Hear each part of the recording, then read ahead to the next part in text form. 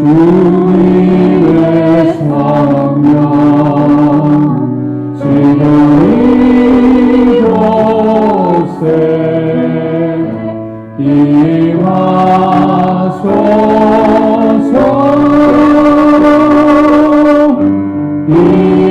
임하소서. 주님의 성령 지금 이곳에 임하소서.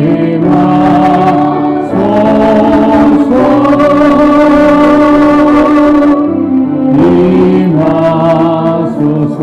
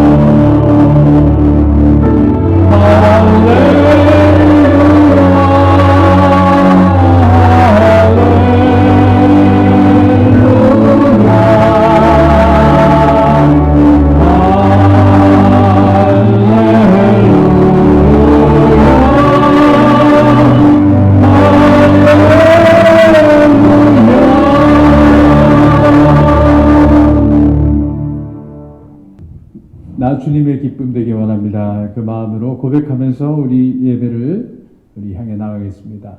나 주님의 기쁨 되기 원하네.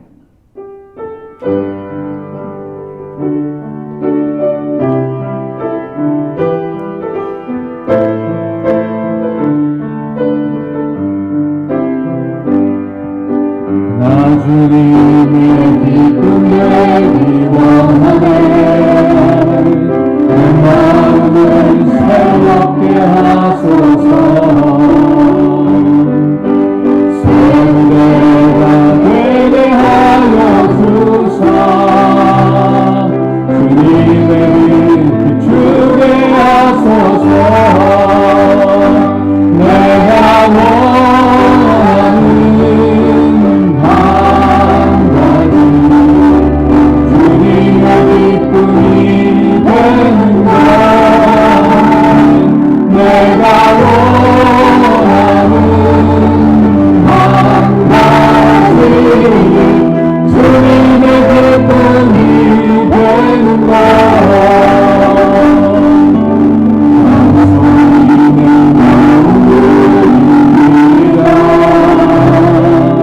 나의 모든 것 다 주소서.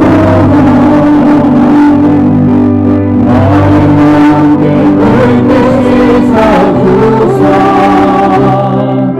주의 길로 행하게 하소서. 내가 원하는 한 가지 주님의 기쁨이 되는 것.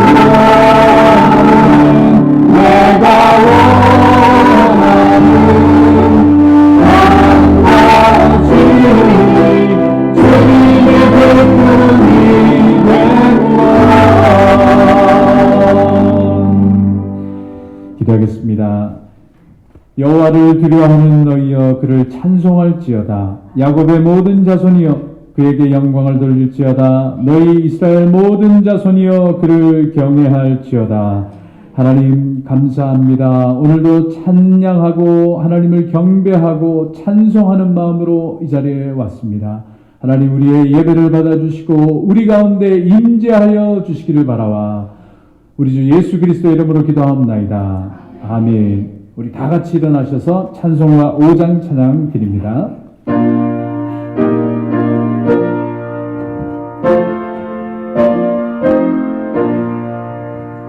이 천지가 만물들아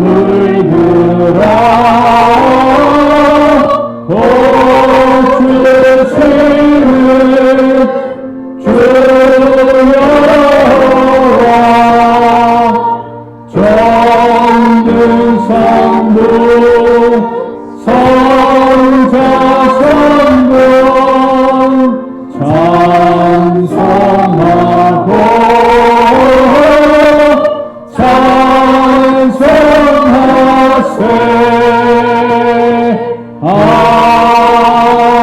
아멘. 오늘 성령 강림 주일에 말씀을 함께 교독하겠습니다. 제가 먼저 읽겠습니다. 그 위에 여호와의 영 곧 지혜와 총명의 영이요 모략과 재능의 영이요 지식과 여호와를 경외하는 영이 강림하시리니 오직 하나님이 성령으로 이것을 우리에게 보이셨으니 성령은 모든 것 곧 하나님의 깊은 것까지도 통달하시느니라. 내가 아버지께 구하겠으니 그가 또 다른 보혜사를 너희에게 주사 영원토록 너희와 함께 있게 하리니 그는 진리의 영이라. 보혜사 곧 아버지께서 내 이름으로 보내실 성령 그가 너희에게 모든 것을 가르치고 내가 너희에게 말한 모든 것을 생각나게 하리라. 오직 성령이 너희에게 임하시면 너희가 권능을 받고 예루살렘과 온 유대와 사마리아와 땅끝까지 이르러 내 증인이 되리라 하시리라. 아멘. 우리 한 주간을 돌아보며 또 오늘 하나님 앞에 귀한 예배 드리기 위하여서 우리의 모든 허물과 또 잘못과 하나님 앞에 죄된 것 용서하는 간구하는 기도의 시간 갖겠습니다. 주님,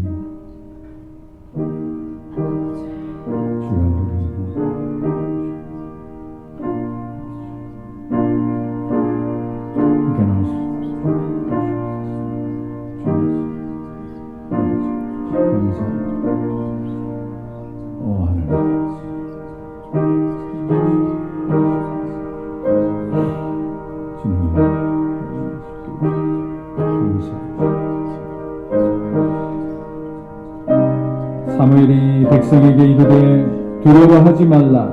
너희가 과연 이 모든 악을 행하였으나 여호와를 따르는 데에서 돌아서지 말고 오직 너희의 마음을 다하여 여호와를 섬기라. 주님, 우리의 모든 잘못과 허물을 고백하였습니다. 우리 주 예수 그리스도의 보혈로 깨끗하고 정결케 해주시기를 바라와 우리 주 예수님의 이름으로 기도합니다. 아멘. 전능하사 천지를 만드신 하나님 아버지를 내가 믿사오며 그의 아들 우리 주 예수 그리스도를 믿사오니 이는 성령으로 잉태하사 동정녀 마리아에게 나시고 본디오 빌라도에게 고난을 받으사 십자가에 못 박혀 죽으시고 장사한 지 사흘 만에 죽은 자 가운데서 다시 살아나시며 하늘에 오르사 전능하신 하나님 우편에 앉아 계시다가 저리로서 산자와 죽은 자를 심판하러 오시리라. 성령을 믿사오며 거룩한 공회와 성도가 서로 교통하는 것과 죄를 사하여 주시는 것과 몸이 다시 사는 것과 영원히 사는 것을 믿사옵나이다. 아멘. 네, 다 자리에 앉으시고요. 이 시간 김진자 목사님 나오셔서 대표기도 인도하시겠습니다. 기도드리겠습니다. 여호와는 나의 빛이요 나의 구원이시니 내가 누구를 두려워하리요. 여호와는 내 생명의 능력이시니 내가 누구를 무서워하리요. 할렐루야. 참 좋으신 우리 아버지 하나님 고맙고 감사합니다. 이렇게 5월달 마지막 주일을 맞이하여서 주님 앞에 나와서 이렇게 예배드리게 하여 주심을 진정 고맙고 감사합니다. 좋으신 우리 아버지 하나님, 지난 3개월 동안 우리 새축복교회 또 이 아틀란타의 모든 지역의 교회들이 이렇게 영상으로 예배를 드리고 주님 앞에 못 나온 그 영혼들을 주님께서 기억하여 주시옵소서. 각 심령들에게 은혜를 내려 주시어서 성령님 직접 찾아가 주시어서 터치하여 주시고, 아버지 하나님, 이 험한 세상 살아가는 데에 힘이 되게 하여 주시옵소서. 좋으신 아버지 하나님, 이 미국 땅을 불쌍히 여기시고 국류를 베풀어 주시옵소서. 아버지, 여기저기에서 많은 시위가 일어나고 이곳 한인타운도 곧 일어난다고 하는데 주님, 우리를 불쌍히 여겨 주시옵소서. 주님, 오직 주님만이 이 일을 해결할 수가 있으니 주님께서 우리 하나님의 자녀들을 지켜주시고 축복하여 주시옵소서. 우리 새축복교회를 주님께서 주의 피로 사시고 여기까지 인도하여 주셨으니 하나님, 이 새축복교회가 앞으로 이 지역사회에서 기 쓰임받게 주님께서로 인도하여 주시옵소서. 사람의 생각대로 하지 않게 하여 주시고 오직 하나님의 뜻 안에서 모든 일이 이루어질 수 있도록 주님께서 함께하여 주시옵소서. 좋으신 우리 아버지 하나님, 우리들은 마른 뼈와 같은 정말로 연약한 존재입니다. 우리에게 성령의 담비로 내려주시어서 우리 모든 아버지 하나님 성도들이 다들 성령의 충만함을 힘입고 하나님을 섬기는 데 부족함이 없도록 주님께서 인도하여 주셨길 간절히 바랍니다. 오늘도 예배를 도우는 주님 그 손길을 기억하여 주시고 축복하여 주시옵고, 또 말씀을 전하시는 김재웅 목사님을 주님께서 성령의 충만함을 허락하여 주시어서 전하는 자나 듣는 자가 성령 안에서 하나가 되어서 하나님 나라를 세워나가는 데 부족함이 없도록 주님 인도하여 주시옵소서. 처음 시간입니다. 마치는 시간까지 성삼위일체 주님 홀로 영광 받아 주시오면 예수님의 이름으로 감사하며 기도드립니다. 아멘. 네, 이 시간 우리 시온 찬양팀 나와서 하나님 앞에 특송 드리겠습니다. 주 예수 내 맘에 들어와.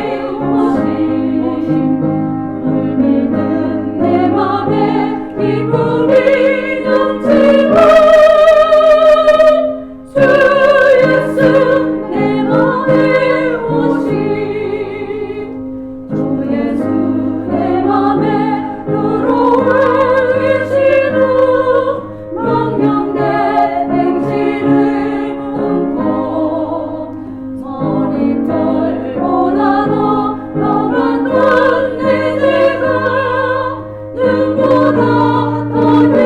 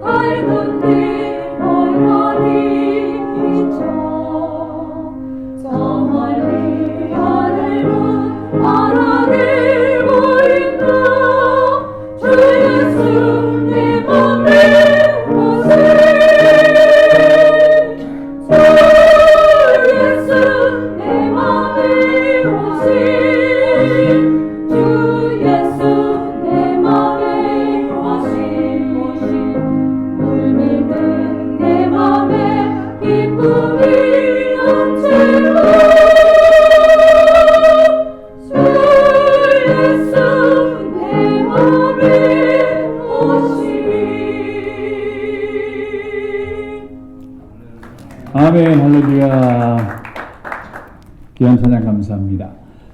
오늘 우리 함께 나눌 하나님의 말씀은 에스겔서 37장 1절에서 14절까지의 말씀, 에스겔 37장 1절에서 14절까지의 말씀 우리 한번 교독하겠습니다. 제가 먼저 읽고 또 교독하겠습니다. 여호와께서 권능으로 내게 임재하시고 그의 영으로 나를 데리고 가서 골짜기 가운데 두셨는데 거기 뼈가 가득하더라.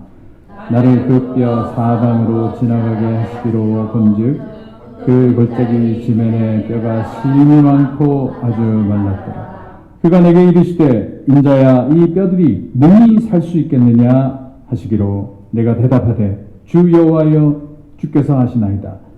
또 내게 이르시되 너는 이 모든 뼈에게 대언하여 이르기를 너희 마른 뼈들아 여호와의 말씀을 들을지어다. 주 여호와께서 이 뼈들에게 이같이 말씀하시기를 내가 생기를 너희에게 들어가게 하리니 너희가 살아나리라. 너희 위에 힘줄을 두고 살을 입히고 가죽으로 덮고 너희 속에 생기를 넣으리니 너희가 살아나리라. 또 내가 여호와인 줄 너희가 알리라 하셨다 하라. 이에 내가 명령을 따라 대언하니 대언할 때에 소리가 나고 움직이며 이 뼈 저 뼈가 들어맞아 뼈들이 서로 연결되더라. 내가 또 보니 그 뼈에 힘줄이 생기고 살이 오르며 그 위에 가죽이 덮이나 그 속에 생기는 없더라. 또 내게 이르시되 인자야 너는 생기를 향하여 대언하라. 생기에게 대언하여 이르기를 주 여호와께서 이같이 말씀하시기를 생기야 사방에서부터 와서 이 죽음을 당한 자에게 불어서 살아나게 하라 하셨다 하라.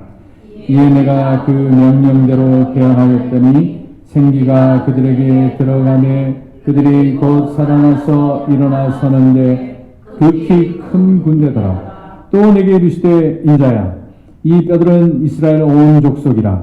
그들이 이르기를 우리의 뼈들이 말랐고 우리의 소망이 없어졌으니 우리는 다 멸절되었다 하느니라. 그러므로 너는 대언하여 그들에게 이르기를 주 여호와께서 이같이 말씀하시기를 내 백성들아 내가 너희 무덤을 열고 너희로 거기에서 나오게 하고 이스라엘 땅으로 들어가게 하리라. 내 백성들아 내가 너희 무덤을 열고 너희로 거기에서 나오게 한즉 너희는 내가 여호와인 줄을 알리라. 내가 또 내 영을 너희 속에 두어 너희가 살아나게 하고 내가 또 너희를 너희 고국 땅에 두리니 나 여호와가 이 일을 말하고 이런 줄을 너희가 알리라. 여호와의 말씀이니라. 아멘. 네, 한 주간 또 건강한 모습으로 잘 보내시고 이렇게 뵙게 되어서 감사합니다. 우리 또 서로 축복하겠습니다. 한 주간도 강건하십시오. 이렇게 강건하십시오. 네, 오늘 교회력으로 오늘은 오순절입니다. 오순절의 뜻이 뭐냐 하면 50일이 되었다는 거죠. 오순. 60일은 뭐라고 그러죠? 육순. 70이면 칠순. 이 50일이 되었다는 게 이 오순절이 유대인의 문화에서는 아주 귀한 3대 축제 중에 하루예요. 유대인의 전통에서 나온 낱말이 오순절입니다. 뭐로부터 50일이나 하면 6월절. 6월절에서 지나서 7주를 지난다 그래서 77절이라 그러고 이 6월절 절기의 마지막 날이라고 할 수 있어요. 출애굽을 하면서 주신 하나님의 은혜에 감사하며 그 6월절의 양식을 먹고 7주 동안을 그 하나님의 은혜 가운데 있는 겁니다. 그런데 공교롭게 계절적으로 지금 어떤 계절이죠? 봄입니다. 봄에서 이제 여름으로 들어가는 이 시기가 보리와 밀을 타작할 수 있는 수확할 수 있는 계절이라고 합니다. 그래서 이 77절, 이 오늘 이르는 오순절까지 레위기 23장에도 나오지만은 수확한 곡물을 가지고 하나님 앞에 나오라고 그렇게 말씀을 하고 있고 그 7주가 지난 오늘이 그 대단원의 축제의 피날레가 되는 오늘 날입니다. 그래서 이 맥추 감사절, 봄에 있는 추수 감사절이다 이렇게 생각을 해도 틀리지 않아요. 유대인의 히브리어로 이 기간을 샤부옷이라고 합니다. 샤부옷. 제가 어제 찾는데 구글에다가 샤브를 넣었더니 샤브샤브만 쫙 나오는 거예요. 그 샤브샤브 집이 많다는 걸 알게 됐어요. 이 샤브옷 기간 중에는 또 그런 축제의 기간도 있지만 모세가 시내산에서 하나님의 말씀 토라를 받은 기간이라고 그래가지고 이 오순절이 되면 특별히 한 3일 동안을 말씀 사경회를 유대인들이 합니다. 그래서 다 모여가지고 회당에서 무엇을 읽느냐 하면은 룻기를 읽습니다. 룻기를 읽는 이유는 또 뭐냐 하면 룻이 보아스를 만날 때 추수곡 마당에서 만나요. 타작마당에서 만나는데 그때가 바로 이 오순절 77절 기간이었다. 그래서 룻기를 읽고 낭독하고 또 특별히 이 오순절이 되면 더 기념하는 사람이 있는데 유대인의 인물 가운데 다윗입니다. 다윗이 77절 기간에 태어나고 이 오순절에 죽음을 맞이했다고 합니다. 그래서 사람들이 또 더구나 룻의 자손이 손자가 다윗이잖아요. 그래서 룻기를 읽고 다윗을 기억하는 그 유대인의 특별한 절기입니다. 그렇기 때문에 이 오순절 기간 동안에 예수님의 제자들이 모여 있었겠죠. 그런데 우리 기독교적으로도 이 오순절이 중요한 것은 예수님이 부활하시고 그리고 50일이 지나는 오늘이 오순절입니다. 기독교적으로는 예수님의 부활 이후 7주가 지난 오늘이 오순절이고 이 오순절에 유대인의 전통을 따라 모여있는 예수님의 제자들 그 다락방에 기도 중에 성령이 강림하는 그 놀라운 은혜가 있어서 이 성령 강림절이라고 하고 이 성령 강림절은 우리 신학적으로는 교회가 탄생하는 그 출발점이 되는 것이 오늘 이날입니다. 모세가 시내산에서 토라를 받아서 내려온 것처럼 신약의 성도들이 모여있는 곳에 하나님의 말씀 성령이 강림하는 그 의미로서의 오순절이 성령 강림절입니다. 그래서 정리를 해보자면 사도행전 2장에 그 말씀이 나와요. 그래서 성령 강림절에는 사도행전 2장 말씀을 주로 읽는데 혹시 준비되어 있습니까? 예.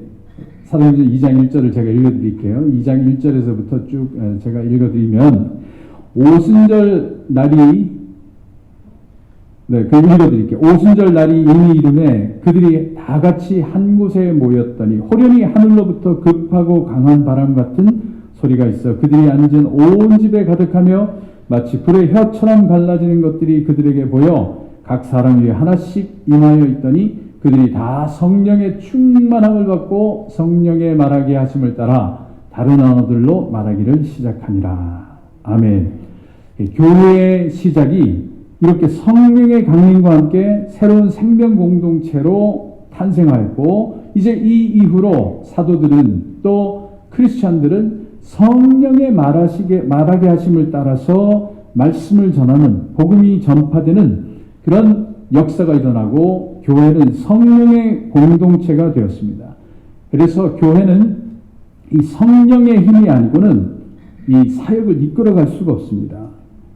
교회는 이제 뒤에도 다시 말씀드리겠지만 교회는 우리의 생각을 가지고 우리의 논리를 가지고 이끌어가는 것이 아닙니다. 성령이 떠나면 교회는 없어지는 거예요. 성령이 임재하면 그 교회에 부흥이 나타나는 것입니다. 그리고 이 성령의 임재는 교회적으로만 중요한 것이 아니라 우리 한 사람 한 사람 모든 개인의 삶에도 너무나 중요한 부분입니다. 우리 개인의 삶을 이끌어가는 원동력이 바로 이 성령입니다. 이 사도행전에 보면은 성령의 강림이 개인들 모두에게 임한 걸 볼 수 있어요. 불의 혀 같은 것들이 사람들마다 머리 위에 임재한 걸 볼 수 있습니다. 그리고 이 성령의 임재와 충만함이 있을 때 그 임재 속에서 사람들은 개인적으로도 하나님의 진정한 자녀로 되고 또 능력 있고 소망 있는 삶을 살게 되는 그런 이후의 삶의 변화를 보게 됩니다. 이 자리에 함께 하시는 분들 또 우리 온라인으로 예배드리는 모든 분들께 주님의 성령의 충만히 임재하시기를 주님의 이름으로 축복합니다. 그런데 그러면 정말 성령은 뭔가요? 성령은 충만하시라 그러고 성령의 충만함을 받으라 그러는데 그럼 과연 성령은 뭔가? 성령에 대한 우리 지식을 넓혀가는 데는 너무나 많은 시간이 걸리고, 이게 뭐 얼마나 많은 우리가 시간을 들여서 공부해야 되는 부분인지 모릅니다. 근데 오늘 그 부분을 우리가 좀 줄여서 얘기를 하자면, 거룩한 영, 하나님의 영이 성령입니다. 이것은 우리 삼위일체 가운데 성부와 성자와 성령의 그 삼위 가운데 한 분이 성령 하나님이시고, 특별히 이 성령을 의미하는 히브리어는 루아흐라고 합니다. 루아흐. 이 단어는 여러분 그냥 기억해 두세요. 루아흐는 모든 설교자들이 한 번은 얘기하는 낱말이에요. 루아흐. 히브리 말로 루아흐. 이것은 바람이란 뜻이에요. 바람. 숨결. 우리 숨 쉴 때 나오는 숨결. 이게 다 루아흐예요. 그래서 이 루아흐, 특별히 하나님의 성령, 토루아흐라고 되는 낱말이 나오는 곳에는 하나님의 창조의 역사가 있고 지혜의 역사가 나타나는 그런 특징이 있습니다. 그래서 이 숨결, 바람이라고 하는 낱말이 있는 성경 구절에는 다 놀라운 지혜와 창조 생명이 역동하는 것을 볼 수가 있어요. 그 중에 대표적인 성경 구절이 창세기 1장에 늘 제가 말씀하는 땅이 공허하고 혼돈하며 흑암이 그 깊음 위에 있고 하나님의 영은 수면 위에 운행하시느니라. 하나님의 영은 이 시간에도 우리 가운데 운행하고 계시고, 여러분들이 어디에 있든 이 지구 전체를 하나님의 바람, 그 영이 운행하면서 우리를 덮고 계시는 겁니다. 그래서 우리가 좀 우리 한국적인 느낌으로 이 성령을 좀 해석해 보자면 신바람이라고 해석할 수도 있어요. 신바람. 그러나 이때 신바람이라고 하는 것은 우리 한문으로 신, God을 얘기하는 그 신이 아니고 그냥 우리말이에요. 신명 난다, 신바람 난다, 신나게 일한다, 신나게 다닌다. 흥겹다는 뜻의 exciting하다는 의미가 있죠. 그것도 신바람이 난다 이런 거는 우리가 흥겹게 경쾌해서 마음껏 뭔가를 한다, 에너지가 넘친다 이런 의미에서 어떤 하이스피릿 되어서 우리가 어떤 상황에서든 흥겹고 충만하게 한다는 의미에서 우리 신바람이 있는데, 우리 이런 낱말을 이용해서 옛날에 서울대 경영학과 이호열 교수가 경영도 이렇게 해야 된다, 신바람 나게 경영을 해야 된다 그래가지고 W 이론이라고 해서 얘기한 적이 있습니다. 활력 있게 힘차게 신바람 나게 회사를 운영합시다 라고 하는 이론이었는데, 그 바로 신바람 난다는 이미지가 이 성령의 이미지하고 일치되는 부분이 있습니다. 활력이 넘치고 힘이 생기고 또 기운이 왕성하고 에너제틱한, 그게 성령의 임재의 특징이라는 겁니다. 여러분들은 어떻습니까? 여러분의 일상은 정말 신바람 나고 활기차고 그리고 활력이 넘치는 삶을 살고 계십니까? 그 마음 가운데 기쁨으로 가득 차고 그 마음 가운데 여러분들 흥겹고 감사가 넘치십니까? 그런 삶을 살기를 원하신다면, 남은 삶도 그렇게 살기를 원하신다면, 오늘 말씀 속에서 우리 성령의 역사의 바람을 우리가 어떻게 얻을 수 있는 다가오는지 우리가 지혜를 얻기를 원합니다. 오늘 본문 말씀으로 돌아와서 보자면, 오늘 본문 말씀은 에스겔서예요. 에스겔서는 지난주에 제가 설교했던 예레미야하고 거의 비슷한 시대에, 그러나 예레미야가 조금 앞선 그런 사람이었습니다. 그때의 특징이 뭐라고 그랬죠? 지난주 시대적 배경은 예루살렘이 망하고 바벨론으로 전부 포로로 끌려가 있는 그런 상황이었습니다.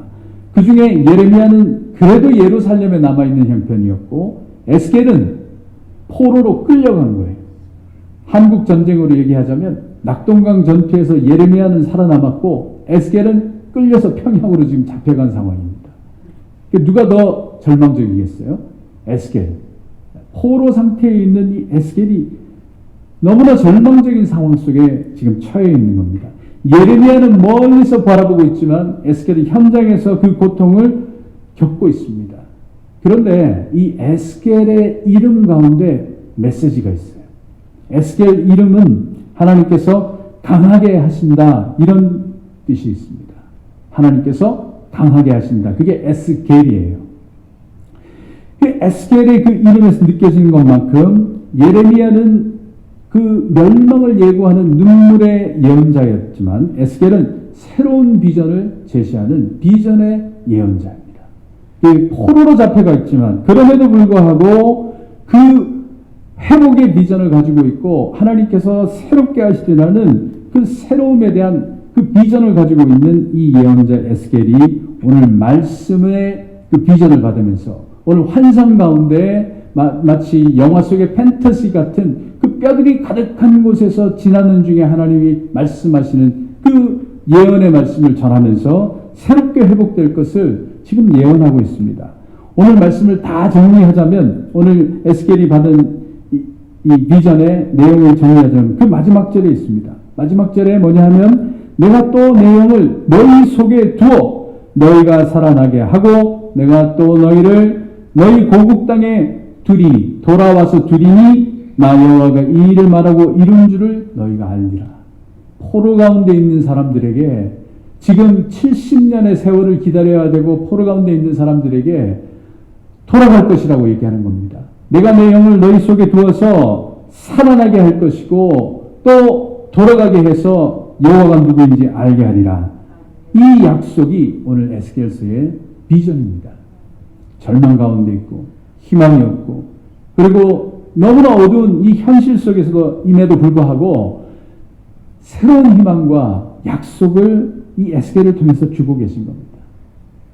그래서 오늘 우리는 이 성령 강림절을 맞으면서 이 루아흐, 이 바람을 뜻하는 이 루아흐가 있는 낱말, 그게 바로 영 그리고 생기라는 낱말인데 이 영과 생기라는 낱말을 우리가 주의하면서 다시 한번 보기를 원합니다. 그래서 제가 이번에는 영과 생기라고 하는 낱말이 들어가 있는 부분들을 공동 번역으로 제가 한번 읽어드리면 이렇게 됩니다. 1절 야훼의 기운이 나를 밖으로 이끌어내셨다. 5절에 내가 너희 속에 숨을 불어넣어 너희를 살리리라.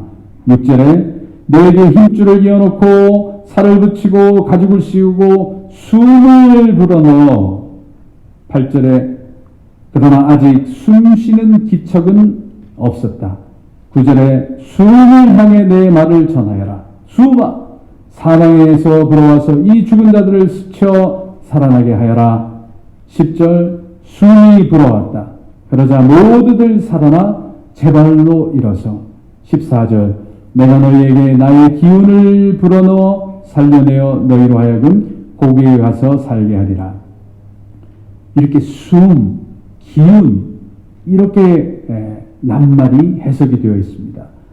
이 공동 번역으로 오늘 본문을 정리해 보면 야훼의 기운이 나를 이끌게 하시고 우리에게 하나님의 기운을 불어넣어 고국으로 돌아오게 하실 것이다.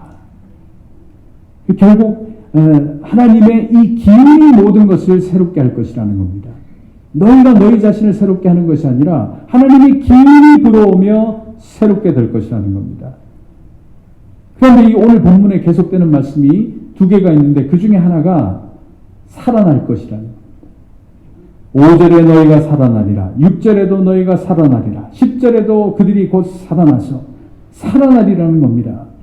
하나님의 역사, 이 영과 하나님의 성령의 또 하나님의 이 생기가 불어오는 곳에는 이 성령의 역사가 우리를 살리게 하시는 살아남의 역사가 있는 줄로 믿습니다. 하나님의 은혜와 기운이 불어오면 우리 가운데 생명이 돋고 우리가 살아나게 되는 것입니다. 이 살아나리라는 표현을 좀 더 이 본문 속에서 현실감 있게 얘기하는 부분은 바로 12절이에요. 내 백성들아 내가 너희 무덤을 열고 너희로 거기에서 나오게 하여 이스라엘 땅으로 들어가게 하리라. 무덤에서 있는 현재의 상황에서 이렇게 세우실 거라는 겁니다. 여러분들은 무덤과 같은 현실이 없습니까? 여러분들의 삶 가운데는 이 무덤과 같은 현실은 없습니까? 여러분의 건강의 문제, 여러분 재정의 문제로 인한 무덤과 같은 상황은 없습니까? 여러분들 관계 때문에 다가오는 절망적인 그 무덤의 현실은 없습니까? 아니면 말 못하는 누군가에게 아무에게도 말할 수 없는 그 문제로 인해서 여러분들 어둠에 갇혀 있지는 않습니까? 그 무덤과 같은 현실에서 나올 수 있는 것은 우리 힘으로 나올 수 있는 것이 아닙니다. 하나님의 힘으로, 하나님의 역사로, 하나님의 기운으로, 하나님의 바람으로 우리를 일으켜 세우실 때 우리가 나올 수 있고 이스라엘 땅으로 돌아오는 그런 역사가 일어나는 줄로 믿습니다. 만물을 움직이는 하나님의 기운, 하나님의 영, 하나님의 생기의 특징은 바로 여기에 있습니다. 무덤과 같은 현실이라 할지라도 다시 살려내신다는 거예요. 그리고 하나님의 영과 생기는 우리의 모든 논리와 그리고 상황을 뛰어넘어 역사하신다는 거예요. 우리를 창조하신 하나님의 능력과 지혜는 우리의 논리와 지혜를 초월해서 역사하시고 더 안타까운 것은 우리의 경험과 논리로 하나님의 능력을 제한하려는 그 모습들, 그것만큼 어리석은 일이 없다는 겁니다.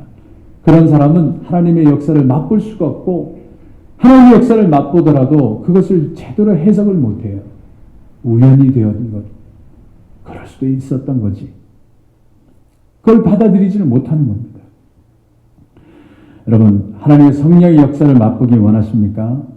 이 하나님의 성령의 역사를 맛보기 원하신다면 우리가 하나님의 능력을 신뢰하고 그리고 간구하는 자세와 태도로 우리가 다가가야 됩니다.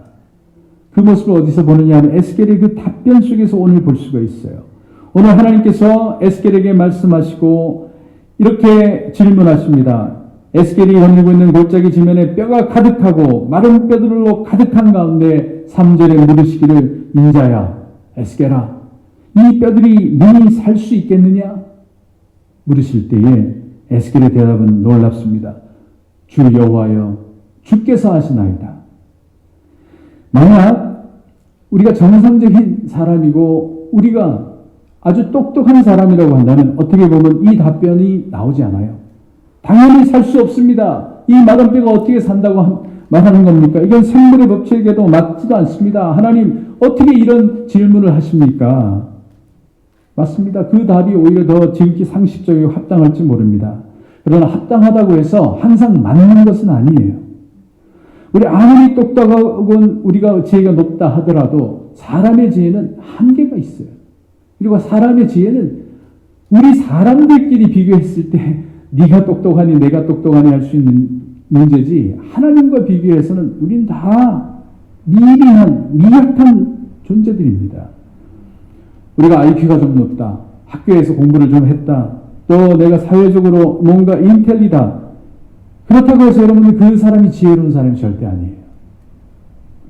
시험을 한번 해보겠습니다. 여러분들 다 똑똑하다고 생각하시죠? 3 곱하기 7은 금방 답이 나오죠? 30 곱하기 7까지도 나올 거예요. 그러나 30만 곱하기 17만 답 나옵니까? 답이 안 나와요. 이제는 예전에 인텔리젠트로 해서 살아가던 인텔리겐치아, 지식으로 살아가던 지식의 직업들이 없어지는 시대가 되었습니다. 지금은 사람과 사람이 대결하는 시대가 아니라 사람이 인공지능과 대결해야 되는 그런 전혀 경험해보지 못한 시대로 우리는 지금 다가가고 있습니다. 바둑의 세계 최고 기사가 커제라고 하는 기사가 있어요. 우리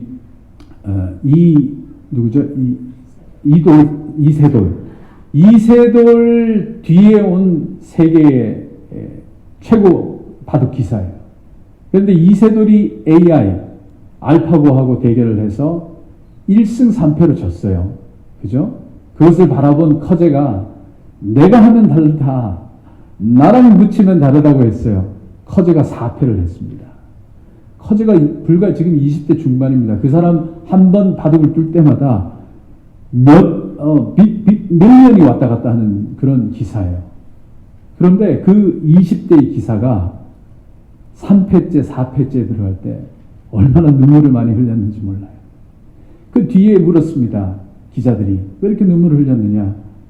자기가 바둑을 두는데 존재가 없잖아요. 알파고.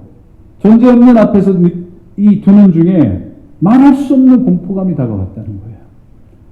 무엇을 두더라도 절벽 같은 그 좌절감 속에 그 좌절감이 넘어서서 절망감이 넘어서서 공포로 다가왔다는 겁니다. 공포로.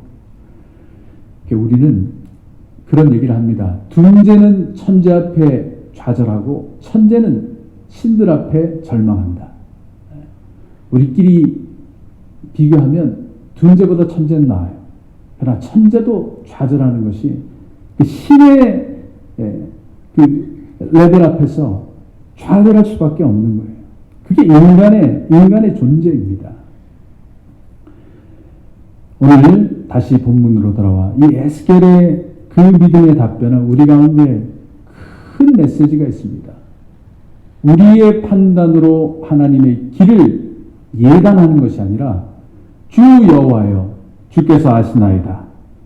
무한하신 하나님의 은혜와 능력을 기대하고 그리고 그 앞에 나가는 사람의 답변은 바로 저기에 있습니다. 사람으로서는 할 수 없을 때 하나님은 하실 수 있습니다. 나는 할 수 없으나 여호와 하나님께서는 하실 수 있습니다. 나는 모르나 하나님께서는 아십니다. 그래서 우리가 베드로가 예수님께서 부활하신 뒤에 3번을 묻잖아요. 네가 나를 사랑하느냐? 내가 사랑합니다. 베드로야 네가 나를 사랑하느냐? 사랑합니다. 3번째 물었어요. 베드로야 네가 나를 사랑하느냐? 베드로가 느낌이 왔어요. 아, 이게 아니네. 대답이 바뀌어요. 주님, 내가 주를 사랑하는지 주께서 아시나이다. 내 마음을 내가 다 모른다는 그 깨달음이 있는 겁니다. 사실 우리 모두가요. 우리가 철석같이 얘기하는 것, 내 손에 장을 지진다고 하지만 여러분 장 지진 사람 봤어요? 우리 마음 우리가 모릅니다. 우리 마음 답답하면 무슨 얘기가 어떻게 나올지 모르는 게 인간의 존재예요. 그게 우리 인간이에요. 그러나 우리 하나님 앞에 경험하고 또 하나님 앞에 그 신실함과 그 무한하신 능력을 우리가 경험하게 될수록 우리는 그 앞에 겸손하게 되고 또 우리가 하나님 앞에서 주의하게 되는 겁니다. 그래서 하나님께서는 말을 조심하라 그러신 겁니다.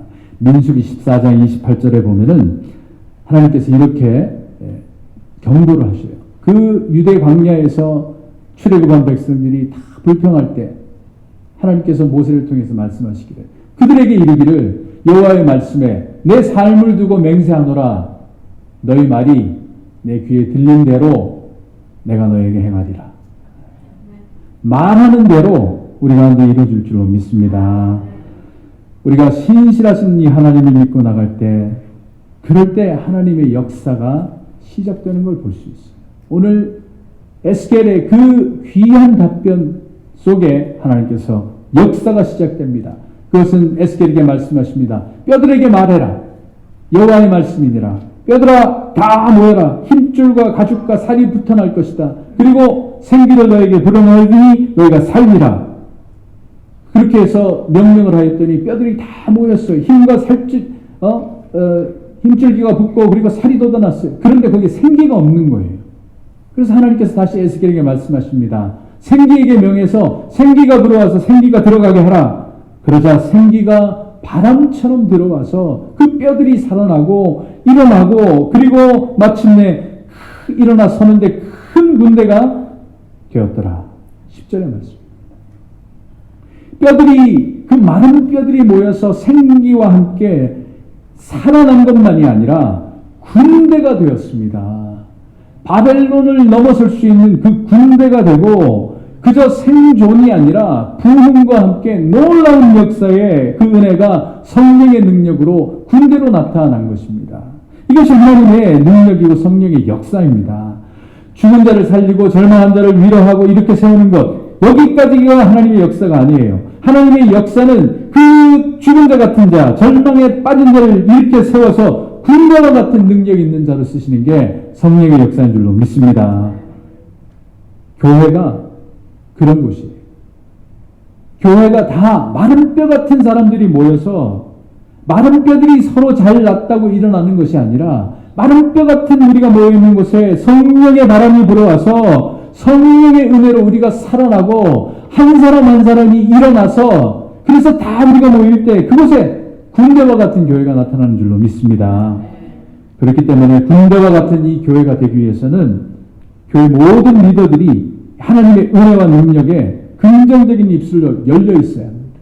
하나님의 그 역사를 간구하는, 성령의 바람을 간구하는 그 간절함이 우리 가운데 있어야 되고, 그리고 성령의 은혜와 능력을 사모하지 않으면 그곳은, 그 교회에는 아무런 역사가 일어날 수 없는 거예요. 저는 우리 새축복교회가 그런 새 생명을 낳는 성령의 교회가 되시기를 주님의 이름으로 축복합니다. 그러기 위해서는 우리가 이 성령을 사모하며 나가야 됩니다.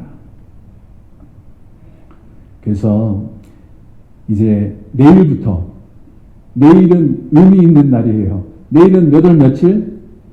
6월. 새로운 달이 시작하고 있습니다. 새로운 달이 시작하는, 이것도 쉽지 않아요. 이 31일 날 주일 딱 맞이하고 1일을 첫 달로 맞이하는 게 쉽지 않은데, 더구나 우리 3, 4, 5 이렇게 다들 힘들었잖아요. 우리 지금도 또 위기 가운데 있어요. 우리 위기 극복과 은혜 회복을 위해서 우리 믿음을 회복하는 그런 주제로 우리가 21일 아침 기도를 하려고 합니다. 주보에서 나올 텐데 너무 놀라지 마세요. 21일 여러분 나올 수 있는 분은 나오시고, 안 나오시는 분들, 못 나오시는 분들은 제가 유튜브를 만들어서 보내드리려고 해요. 여러분들 같이 은혜 가운데 들어가서 우리가 정말 미국 전체가 그렇고 아틀란타가 그렇고 이번에 정말 어처구니 없는 한 귀한 생명이 목숨을 잃었습니다. 정말 어떻게 너무나 저는 가슴이 아팠어요. 그 귀한 생명이 이 영어 촬영이 아니에요. 한 사람이 생명이 꺼져가는 걸 우리가 길에서 그걸 지켜봤어야 했어요. 이건 있을 수가 없는 일이에요. 우리 모두 이걸 마음 아파하고, 우리가 이 경제적인 위기, 우리 도덕적인 위기, 그리고 우리 모든 사람들이 처해 있는 이 절망감의 위기, 그리고 미래에 대한 불안감, 이런 것들을 우리가 다 하나님 앞에 가져와서 마른 뼈와 같은 심정으로 우리가 성전에 나와서 성령의 바람이 불어오는 우리 새벽 기도에 우리가 함께 역사 이루어나가시길 주의 이름으로 부탁드립니다. 그렇다면 이제 말씀을 맺어가겠습니다. 왜 하나님께서 이런 생명으로 회복과 부흥을 허락하십니까? 잘 먹고 잘 살고 그저 행복하게 살다가 죽는 그 스토리를 하나님이 원하십니까? 그걸 위해서 이렇게 성령의 바람이 불어오는 겁니까? 그렇지 않습니다. 성령의 바람의 역사는 이유가 있기를 더 크고 위대하신 하나님을 경험하고 알아가기를 원하기 때문에, 더 놀라운 경이로운 하나님을 발견하기를 원하기 때문에 주시는 바람입니다.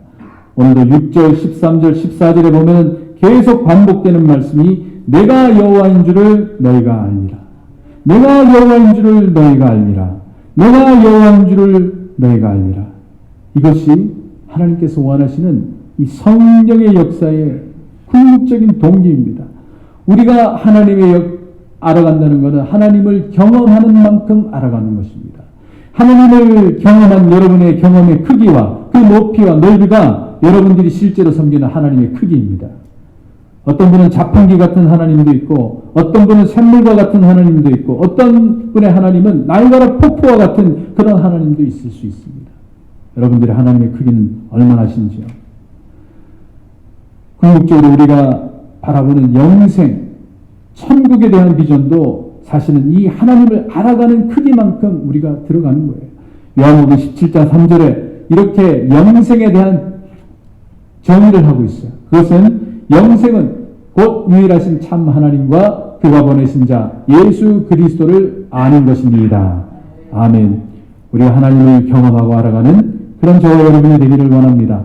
오늘 말씀을 마칩니다. 성령의 역사는 우리의 모든 논리와 경험을 뛰어넘습니다.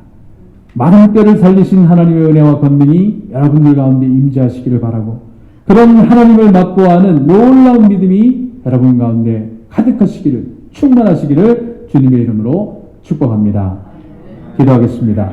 하나님 아버지 감사합니다. 아버지 하나님, 정말 모든 상황을 돌아볼 때 우리 에스겔과 같은 그런 처지에 있습니다. 그러나 우리에게 에스겔이 보았던 그 환상을 우리 가운데 허락하여 주셔서 아버지 하나님, 마른 뼈가 살아나고 마른 뼈가 군대가 되는 놀라운 은혜를 우리 가운데 허락하여 주시기를 바라와 우리 주 예수님의 이름으로 기도합나이다. 아멘. 우리 찬양 부르시는 가운데 하나님 앞에 영광 또 헌물 드리겠습니다. 182장 강물같이 흐르는 기쁨.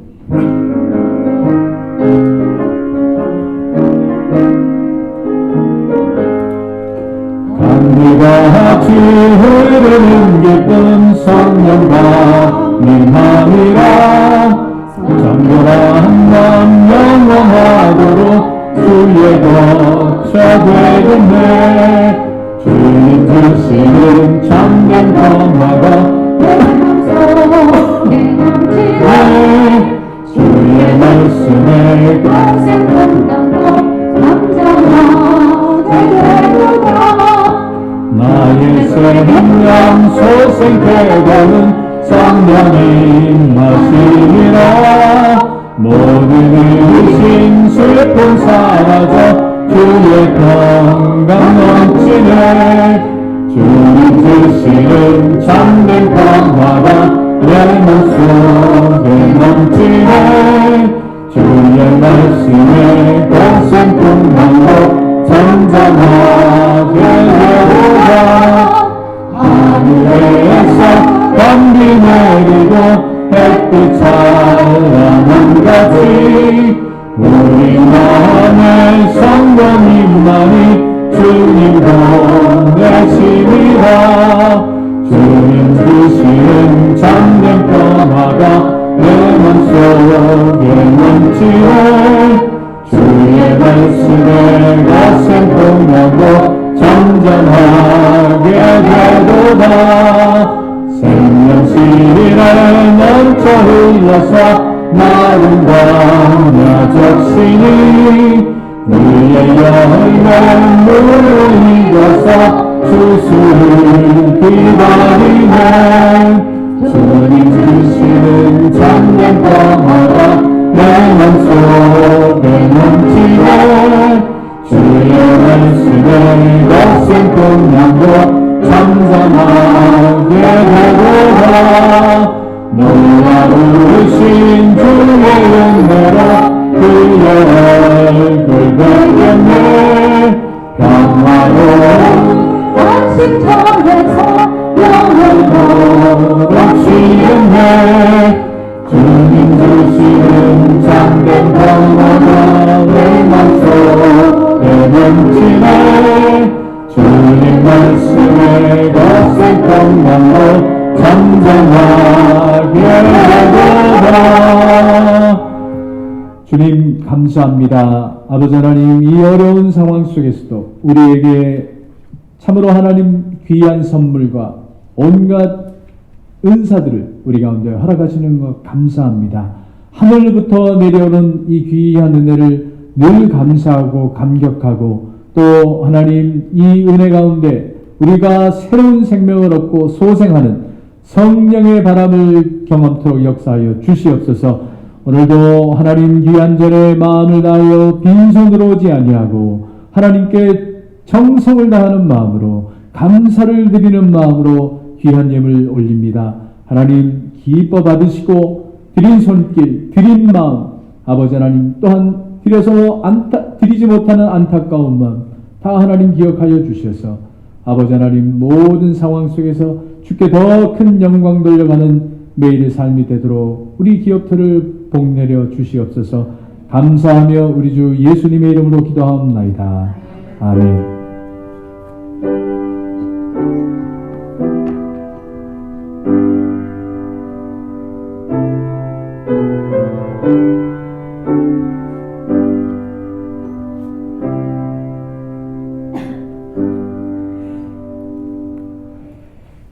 할렐루야. 교회 새로 오신 분들 주님의 이름으로 환영합니다. 지난주에는 또 우리 이희우 성도님의 동생 되시는 분 또 배우자 우리 미망인 되신 분 다 오셔서 함께 예배드려 주셨습니다. 또 지난주 우리 고 이희우 집사님 장례를 은혜 가운데 잘 마쳤습니다.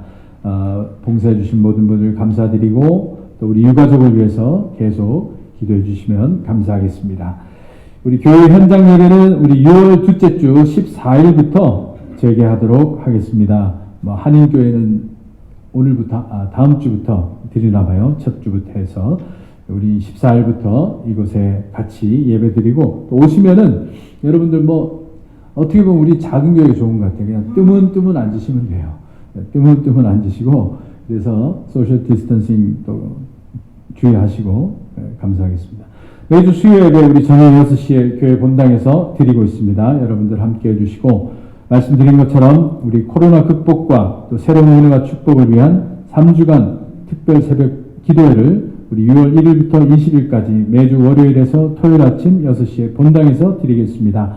참석이 가능하신 분은 본당으로 오시면 감사하겠고요. 참석이 어려우신 분들을 위해 유튜브로 녹화해서 우리 교회 단체 카톡방에 올리겠습니다. 특별 새벽 기도회 기간 중에는 내일부터는 성경 암송 69절 잠시 중단하겠습니다. 69절 받고 또 유튜브 말씀 보고 그러면 정신 하나도 없을 것 같아요. 그래서 우리 내일부터는 21일 동안 우리 말씀을 같이 나누면서 은혜 가운데 가도록 하겠습니다. 우리 한번 서로 은혜 나누겠습니다. 사랑하고 축복합니다. 우리 사랑하고 축복합니다. 우리 다 같이 일어나셔서 찬양 드리고 세상을 향해 나가겠습니다.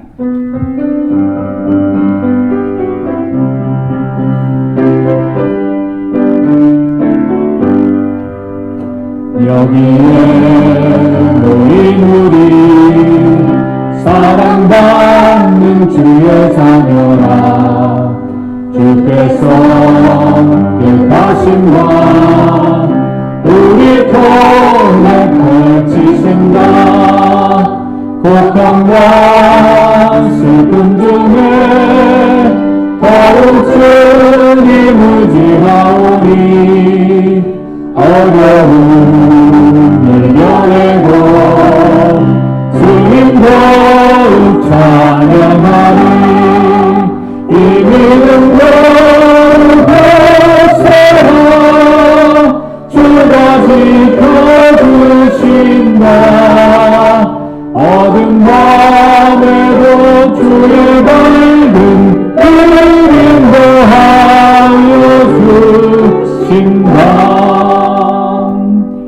지금은 우리 주 예수 그리스도의 은혜와 하나님 아버지의 놀라우신 사랑과 많은 뼈들을 생명 가운데 일어나게 하시는 모든 우리의 논리를 뛰어넘는 성령님의 감동 감화 교통 충만하심이 이 시간 함께하는 우리 모든 사랑하는 성도님들과 그 가정과 가족과 기업터 위에 지금부터 영원히 함께 하시기를 간절히 축원하옵나이다.